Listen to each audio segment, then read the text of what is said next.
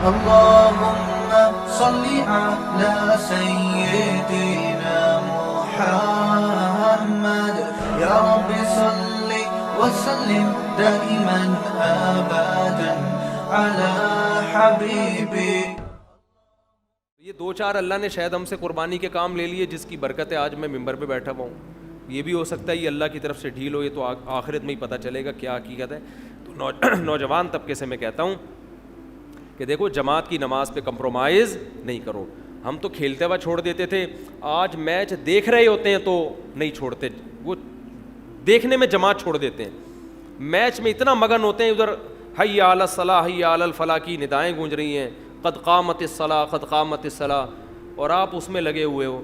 تو مسلمان کھیلتا بھی ہے, یہ فزیکل ایکٹیویٹیز ضروری ہیں صحت کے لیے, آپ کی فزیکل فٹنس کے لیے, دماغ کو فریش رکھنے کے لیے, لیکن اللہ کا حکم میرے بھائی سب سے پہلے. اچھا ہم روزہ رکھ کے بھی کھیلتے تھے کرکٹ, اب سوچتے ہیں کتنے بڑے بے وقوف تھے. روزہ رکھ کے صبح کھیل رہے ہوتے تھے سحری کے بعد, پھر سارا دن جو ادھموئے پڑے ہوتے تھے نا, کیونکہ سحری کے بعد ہی آپ نے کھیل لیا, آپ کو تو گئے کام سے. تو اس وقت بچپن میں احساس نہیں ہوتا تھا کہ کیا حماقت کر رہے ہیں. تو پھر کیا ہے کہ پھر ہمیں جب چند دن ہوا ہے نا تو پھر ہم نے کہا یہ کھیلنا ہے تو عصر کے بعد کھیلو. تو خیر آپ کھیلیں لیکن جوا نہ لگائیں اس میں, آپ کی ٹیم لگا رہی ہے تو آپ نہ لگائیں. بولیں بھائی میں بغیر جوئے کے کھیلوں گا, میں پیسہ نہیں لگاؤں گا. مل جائیں گے ایسے کچھ لوگ آپ کو, آپ جیسے, تو ان کی ٹیم بنا لیں, ایک مولویوں کی ٹیم الگ ہو جائے گی. کیا خیال ہے, یہ شریعت کی مطابق کھیلتے ہیں کیا تو. اور جماعت کے ٹائم پہ جماعت سے نماز نہ چھوڑیں. پھر بے شک آپ کھیلتے رہیں, ہمیں کوئی اعتراض نہیں ہے, خوشی ہوتی ہے لڑکوں کو کھیلتا دیکھ کے نا, بھاگ رہے ہیں, دوڑ رہے ہیں, ہل رہے ہیں, کلابازیاں کھا رہے ہیں. تو یہ تو لائف ہے ان کام کرنے کی. چھاڑے بازی سے تو بچے ہوئے ہیں نا, جو لڑکیوں کے پیچھے بھاگنا اور اٹھ کے, اور یہ ان ضلالتوں سے بچے ہوئے ہیں. تو اللہ تعالیٰ عمل کی توفیق. اور کوئی سوال تو نہیں ہے بھائی؟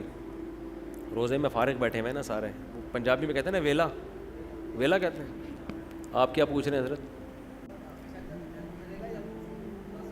خودکشی والے کو جہنم. حدیث میں تو آتا ہے جس نے خودکشی کی, جس طرح اپنے آپ کو قتل کیا ہے تو قیامت تک اسی طرح سے اپنے آپ کو قتل دے کے عذاب دیتا رہے گا. وہ حدیث میں آتا ہے جس نے اپنے آپ کو پہاڑ سے گرا کے مارا, برزخ میں ایک پہاڑ قائم کیا جائے گا, اس سے اس کو گرایا جائے گا. پھر جب مرے گا, پھر میں بتاتا ہوں, پھر گرایا جائے گا, پھر گرایا. جس نے اپنے آپ کو آگ میں جلایا, قیامت تک آگ میں جلتا رہے گا. تو یہ سزا ہے. لیکن دوسری حدیثوں سے پتہ چلتا ہے کہ مسلمان کے لیے جو سزائیں اللہ نے رکھی ہیں اہل ایمان کے لیے, وہ اللہ کی مشیت پر ہیں. اللہ اگر اپنی رحمت سے کسی کو معاف کرنا چاہے تو پھر اللہ پہ کوئی پابندی نہیں ہے. سزا اللہ نے بتا دی یہ ہے, اور یہ ملے گی سزا. لیکن اگر کوئی کسی اس کے لیے اتنی دعائیں مغفرت کر لیتا ہے, اتنا مانگتا ہے اللہ سے رو رو کے, تو اس کی وجہ سے نہیں, اللہ اس کی وجہ سے ہو سکتا ہے اس کو بخش دے. تو اس لیے کوئی خودکشی کر کے جاتا ہے تو اس کے لیے دعا بہرحال کرنی چاہیے, بلکہ وہ تو دعاؤں کا زیادہ محتاج ہے, زیادہ لیکن اپریشیٹ نہیں کرنا چاہیے, ترس نہیں کھانا چاہیے. یہ جو لوگ کر رہے ہوتے ہیں نا خودکشی کی, ہائے بیچارے کے حالات ایسے, او بھائی حالات والات اتنے خراب کہ جان سے اپنے آپ کو مار دو. اگر یہ قابل ترس ہوتا تو پھر اللہ ترس کھاتا نا اس کے اوپر. تو اللہ نے سزا رکھی ہوئی ہے, باقی اللہ معاف کرنا چاہے تو وہ اس کی مرضی ہے, کہ نہ سزا دے وہ تو وہ اللہ کی مرضی ہے. تو وہ تو ہم اللہ پہ تو کوئی پابندی نہیں لگا سکتے نا کہ کیوں سزا نہیں دی. اللہ کہے میری مرضی, میں نہیں دے رہا سزا. بعض دفعہ کسی کی نیکیاں غالب آ جاتی ہیں, بعض دفعہ دعائیں کام آ جاتی ہیں, تو یہ اللہ کی مرضی. اور تو کوئی سوال نہیں تو بھائی پوچھ. جی ہاں, سحری میں اگر غسل فرض ہو جائے تو جلدی غسل کرنا ضروری نہیں ہے. خوب سمجھ لیں, کسی کو نائٹ فال ہو گیا یا غسل فرض ہو گیا رات کو, تو آرام سے فجر کی نماز سے پہلے غسل کر لے. وہ غسل نماز کے لیے ضروری ہے, روزے کے لیے ضروری نہیں ہے. کھا بھی سکتے, ہاں ابھی بتاتا ہوں. کلی تھوک نکلنے سے روزہ نہیں ٹوٹتا میرے بھائی. بلغم نکل لو, اپنا ہو بشرطے کے, تھوک نکل لو, بلغم نکل لو, الٹی نکل لو, اس سے بھی روزہ نہیں ٹوٹتا. لیکن الٹی اگر منہ بھر کے ہوئی ہے فل اسپیڈ سے, پھر اگر نکلیں گے تو روزہ ٹوٹ جائے گا. تھوڑی بہت جو کھٹی کھٹی آج کل سب کو ہی لوگ کہتے ہیں ڈکاریں آ رہی ہیں, رمضان میں نا کھانے پینے پہ تھوڑا کنٹرول کریں. ابھی آپ کہہ رہے ہیں ملائی پراٹھے کی بات کر رہا تھا, ابھی کنٹرولنگ کی بات کر رہے ہیں, تو ملائی پراٹھا بھی کھائیں لیکن ایک کھا لیں نا پراٹھا. بہت زیادہ 2 کھا لیں. اور پھر دیکھو پیٹ جو خراب ہوتا ہے نا, یہ گڑبڑ ہوتی ہے زیادہ کھانے سے نہیں ہوتی, بار بار کھانے سے ہوتا ہے. یہ خوب سمجھ لو, زیادہ کھانا بھی نقصان دہ ہے, اتنا نہیں ہوتا. ہمارے ہاں یہ ہے کہ لوگ ایک دفعہ کھا کے جب تک دوبارہ صحیح طرح سے بھوک نہیں لگتی دوبارہ کھا لیتے ہیں. یہ بہت خطرناک چیز ہے. اس کی مثال, آپ کو افطاری میں طبیعت سے بھوک لگ رہی ہے, آپ نے پھوڑ دیا, پکوڑے بھی پھوڑ دیے اور سموسے بھی پھوڑ دیے, کھجوروں کا ڈبہ پھوڑ دیا. آپ تجربہ کر کے دیکھو پیٹ خراب نہیں ہوگا آپ کا. لوگ کھا رہے ہوتے ہیں, ادھر سے لیمن کا شربت, ادھر سے یہ, ادھر سے یہ, کھا لیا کنٹینیو, جتنا کھانا تھا کھا لیا. اب آپ نماز پڑھنے کے لیے آئے, اب 10-15 منٹ کا درمیان میں آ گیا وقفہ. اب اگر ایک کھجور بھی کھاؤ گے نا وہ پیٹ خراب کر سکتی ہے. اب نہیں کھانا آپ نے جب تک دوبارہ شدید بھوک نہیں لگ جاتی. یہ اتنا بہترین نسخہ ہے نا صحت کا, اس کو زندگی کا. میں یہ نہیں کہہ رہا کہ افطاری میں پھوڑ دو, آپ تباہ و برباد کر دو. میں بتا رہا ہوں کہ پھر بھی نسبتاً بہتر ہے. اس سے اتنا نقصان, زیادہ کھانے سے بہت زیادہ نقصان نہیں ہوتا, بے وقت کھانے سے, بغیر بھوک کے کھانے سے زیادہ نقصان ہوتا ہے. سمجھ رہے ہیں؟ ہمارے ہاں لوگ رمضان میں ان کا وزن بھی بڑھ رہا ہے کم ہونے کے بجائے, بیمار بھی ہو رہے ہیں. وجہ کیا ہے؟ افطاری میں کھانے پینے کے بعد نماز پڑھ کے آئیں گے, اب بھوک کم ہو چکی ہوتی ہے, معدے نے اپنے ورک شروع کر دیے, اب آ کے دوبارہ کھا رہے ہیں. پھر وہ دیکھ رہے ہیں وہ میز کے نیچے سے پلیٹ کھینچی, 2 پکوڑے رہ گئے تھے, چلو یار. فریج میں جا کے دیکھا یار وہ دہی بڑے تو رہ ہی گئے تھے, چارنے والے وہاں سے لے لیے, اور پھر وہاں سے کھجور کے ڈبے میں ہاتھ مارا. اب یہ جو جگالی کر رہے ہو نا بکریوں کی طرح, بکری کا کام ہے سارا دن کھاتی رہے گی, مینگنیاں بنا کے نکالتی رہے گی. انسان میں مینگنیاں نہیں ہوتی بھائی. ٹھیک ہے نا, انسان کا ایک پراپر ٹائم ہوتا ہے, اسی حساب سے چلتا ہے انسان. تو اب آپ سارا دن جگالی, اب کیا کرنا ہے آپ نے؟ افطاری میں پھوڑ پھاڑ دیا تو اس کے بعد اب نہیں کھاؤ. اب اگر شدید بھوک لگتی ہے تراویح کے بعد, تراویح کے بعد آپ کھا لیں. لیکن میں نے تجربہ یہ کیا کہ تراویح کے بعد بھی اگر صحیح طرح پیٹ بھر کے کھا لو تو پھر سحری میں نہیں کھایا جاتا. تو بہتر یہ ہے کہ تراویح کے بعد بھی نہ کھائیں. اب سخت بھوک لگ رہی ہے تو تھوڑا سا کھا لیں. سمجھ رہے ہیں؟ کتنا کھا لیں؟ تھوڑا سا, تاکہ سحری میں پھر تمیز سے کھائیں آپ. تو تھوڑا سا کھا لیں آپ, اور اس وقت بڑا مزہ بھی آ رہا ہوتا ہے. تراویح کے بعد چند کھجوریں کھا لیں, کچھ شہد کھا لیا, مدت ذلہ لا لیا, دامت برکاتہ ملا لیا, جو فریج میں تھا کھا لیا. صحیح ہے نا؟ پھر جب آپ نے تھوڑا 2-4 نوالے لے لیے, جن کو چائے کی عادت ہے انہوں نے چائے پی لی, پھر آپ کو سحری میں ملائی پراٹھے کھاتے ہوئے مزہ آئے گا, اور وہ ہضم بھی ہوگا, وہ نقصان بھی نہیں دے گا. تو لوگ میرا پراٹھے اور ملائی والا بیان سن رہے ہوتے ہیں, یہ پوری ترتیب نہیں سن رہے ہوتے. یہ ایسے ہی ہے جیسے 4 شادیوں کا بیان تو سن لیا, حقوق اور عدل کا بیان آپ نے نہیں سنا. تو کھائیں, پراٹھے بھی پھوڑیں, ملائی بھی پھوڑیں آپ, لیکن شدید بھوک کے وقت پھوڑیں آپ. اچھا, سحری میں ایک چھوٹا سا کام اور کر لیں, بالکل اینڈ پہ سحری نہ کریں, کیونکہ پانی کے لیے پھر پیٹ میں جگہ بچتی نہیں ہے, اور پانی نہیں پیو تو سارا دن گزارنا مشکل ہو جاتا ہے. تو آپ 1 گھنٹہ پہلے سحری کر لیں, تاکہ 1 گھنٹے بعد پھر طبیعت سے پانی پی لیں.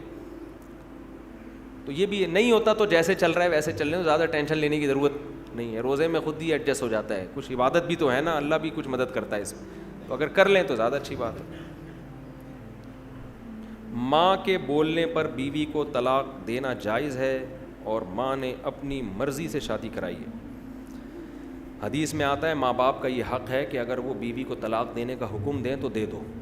لیکن علماء نے اس حدیث کا مفہوم بیان کیا ہے کہ یہ اس صورت میں ہے جب بہو واقعی والدین کو اذیت پہنچا رہی ہو, ان کی اذیت کا ذریعہ بن رہی ہو.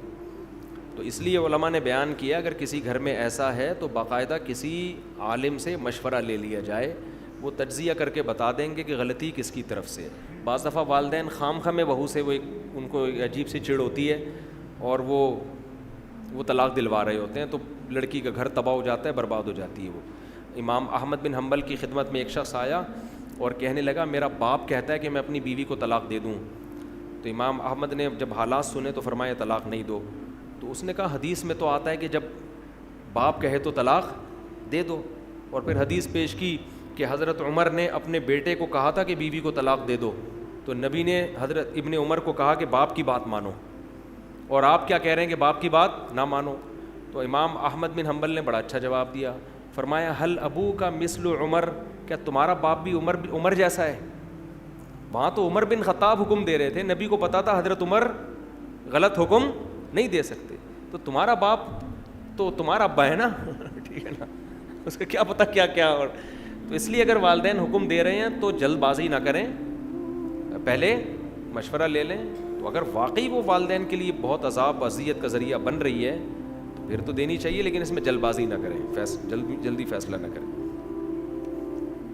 اگر نماز میں سجدے میں تسبیح پڑھتے ہوئے جلدی سے اٹھ گئے اور اٹھنے کے بعد احساس ہوا کہ تسبیح کے کلمات مکمل تلفظ کے ساتھ ادا نہیں ہوئے یا شک و شبہ ہو جائے تو سجدہ ہو گیا کہ نہیں ہو گیا سجدہ. دوبارہ سجدہ جائز نہیں ہے, کیونکہ پھر ڈبل سجدہ ہو جائے گا.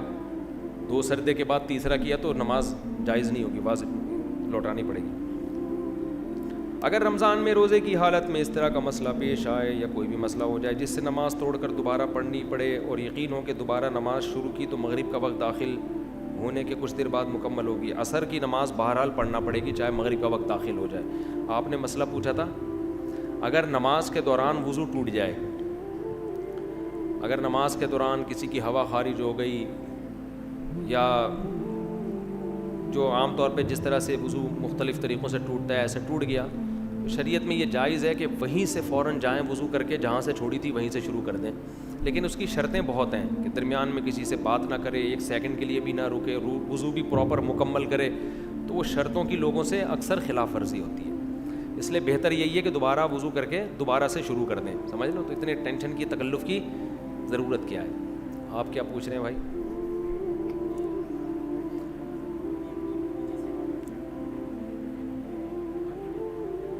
اچھا, آپ کے بیٹے کو آپ کی بھابھی نے دودھ پلایا ہے, تو آپ کا جو بھائی ہے نا وہ آپ کے بیٹے کا رضائی باپ بن گیا ہے, ٹھیک ہے نا, تو اس کی بیٹی سے آپ کے بیٹے کا نکاح جائز نہیں ہے, وہ رضائی بہن ہے اس لیے جائز نہیں ہے نکاح. اور